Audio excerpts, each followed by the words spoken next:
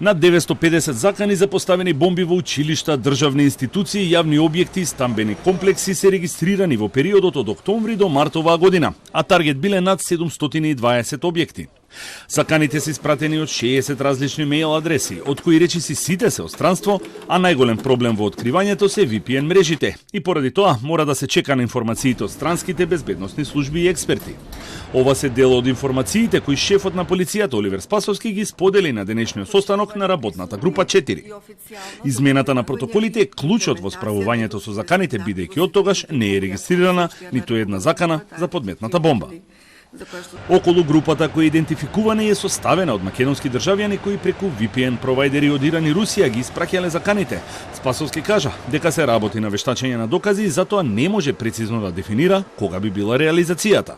Ниту едно откривање на кривично дело не може да биде детерминирано со временска рамка. Ниту во минути, ниту во денови, ниту во недели.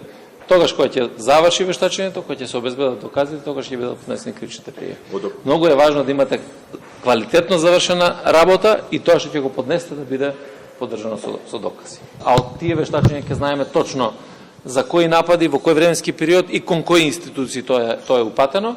И тоа секако дека еден добар дел од овие напади, претежно мислам дека нападите кои што се однесуваат во јануари месец ова година.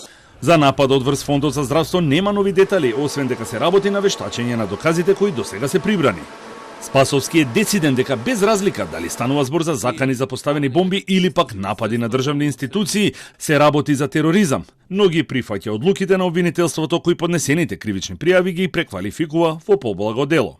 Според шефот на Скопското обвинителство не станува збор за минимизирање на заканите или релативизирање на потенцијалната безбедносна закана. Во суштина идентификуваните сторители очигледно го искористиле моментот на хибридните закани, но не биле дел од тој организиран напад со кој се соочивме како држава.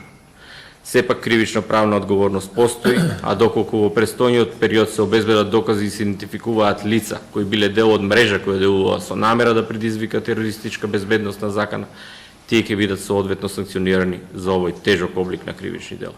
Со агресијата на Русија врз Украина, нагло се зголеми бројот на регистрирани хибридни закани и напади, како во Македонија, така и во сите држави од регионот.